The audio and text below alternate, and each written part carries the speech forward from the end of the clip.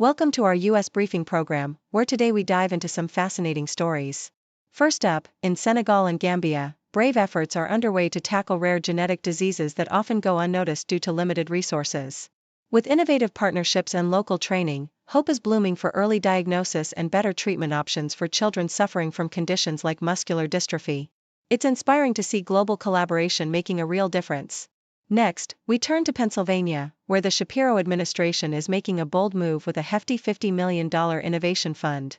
This investment aims to boost life sciences and large-scale innovation, creating jobs and fueling economic growth.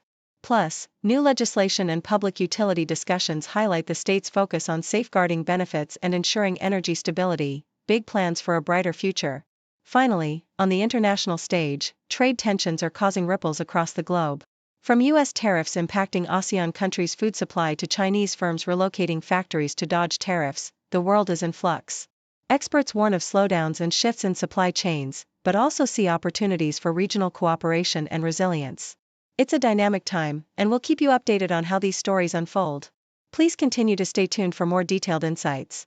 The Associated Press highlights a poignant story from Dakar, Senegal, where rare diseases remain largely undiagnosed and untreated due to limited resources and data.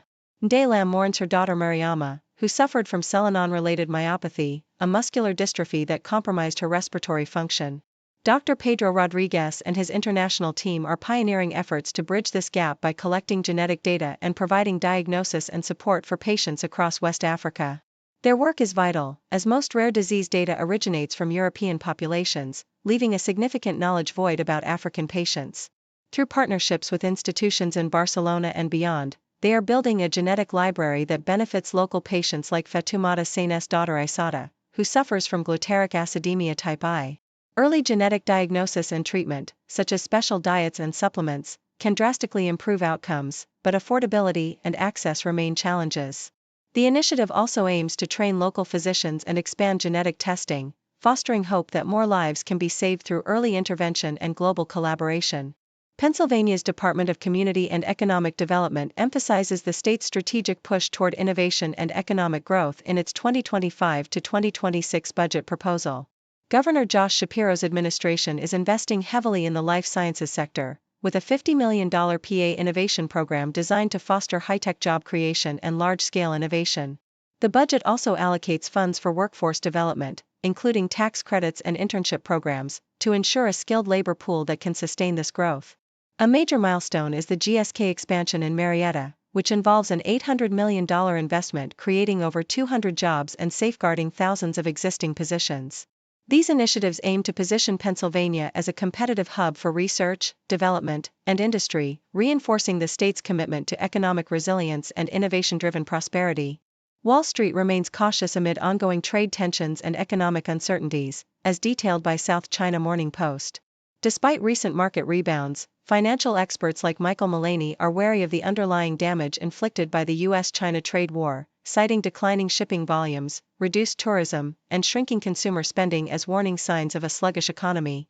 High-frequency data, such as port activity and international travel, suggest that the true economic impact of tariffs may only now be surfacing, with many analysts predicting a potential slowdown or recession within the next year. Meanwhile, market optimism is fueled by mixed signals from President Trump and policy adjustments, but skeptics fear that the long-term effects of trade hostility could undermine the recent rally, prompting some investors to adopt a more defensive stance. As economic indicators point to a possible contraction, the debate continues over whether the market's resilience can withstand the deeper wounds caused by prolonged trade conflicts.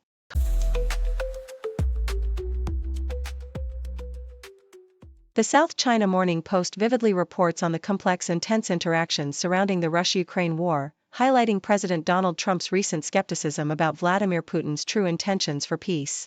During a rare meeting with Ukrainian President Volodymyr Zelensky in St. Peter's Basilica, Trump expressed doubts about Putin's willingness to end the conflict, suggesting that the Russian leader might be prolonging the war for strategic reasons, rather than seeking peace.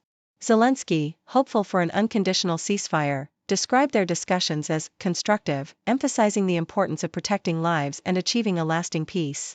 Meanwhile, global leaders, including Macron and Starmer, offered support for Ukraine, underscoring the international community's focus on diplomacy amid ongoing violence and Russia's claims of territorial gains, such as the full liberation of the Kursk region. Trump's diplomatic approach, marked by calls for high-level negotiations and hints at potential progress, contrasts sharply with the ongoing brutal realities of the war, which has resulted in tens of thousands of deaths and a tense geopolitical landscape. Australian Broadcasting Corporation details a shocking and bizarre attempted coup in the Democratic Republic of Congo involving 3 American citizens, Tyler Thompson, Marcel Malanga, and Benjamin Zalman-Polan, who went from ordinary Utah friends to alleged conspirators in a violent attack on the DRC's presidential palace. The story unfolds with a failed military assault on May 19, 2024, where Malanga, claiming to lead a government in exile, and his American accomplices, believed to be recruited for a security job, stormed the palace, leaving chaos and destruction behind. The plot was reportedly orchestrated by Malanga's father, Christian Malanga, who had fled to the U.S. and declared himself a rebel leader. The Americans, accused of aiding the coup with plans for drones, flamethrowers, and weapons, faced serious charges including terrorism and conspiracy, with their initial death sentences later commuted to life imprisonment. Their arrest underscores the dangerous reach of covert foreign influence and the unpredictable nature of modern insurgencies, with the U.S. authorities now grappling with the implications of citizens involved in foreign conflicts. Australian Broadcasting Corporation reports on the catastrophic explosion at Iran's largest port, Bandar Abbas, which resulted in at least 18 deaths and injured over 700 people. The blast, believed to have been caused by mishandling and poor storage of hazardous chemicals, sent a massive black and orange mushroom cloud into the sky, destroying nearby structures and causing widespread panic. Iranian officials pointed to the chemicals stored in containers at the Shahid Raji port as the likely cause, citing prior warnings about unsafe storage practices. The explosion occurred amidst Iran's third round of nuclear negotiations with the U.S. and Oman, adding a layer of geopolitical tension, although officials have not linked the incident to diplomatic talks. Rescue operations are ongoing as authorities work to contain fires and assess damages, with the incident highlighting the dangers of inadequate safety protocols in handling volatile materials at critical infrastructure sites.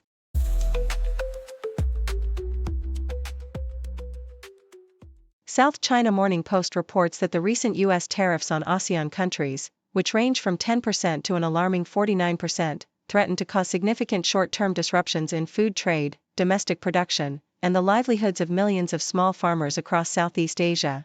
Countries like Vietnam, Indonesia, Thailand, the Philippines, and Malaysia, which heavily rely on exports such as seafood, palm oil, rice, and tropical fruits, are facing the risk of reduced revenue and employment. The U.S. tariffs are also impacting global supply chains, leading to shortages and higher prices within the ASEAN bloc. However, this challenge presents an opportunity for ASEAN to unify and negotiate collectively, aiming to reduce import dependency, diversify trade partners, and bolster regional food security by increasing intra-bloc trade and local production. Strategic policy shifts, such as enhancing production capacity and engaging with new suppliers like South Korea, Japan, and Australia, could help mitigate risks and foster a more integrated, resilient ASEAN market that could eventually become a regional price setter, benefiting consumers long-term. South China Morning Post also highlights how Chinese firms are rapidly adapting to the escalating U.S.-China trade war by establishing factories within the United States to bypass sky-high tariffs.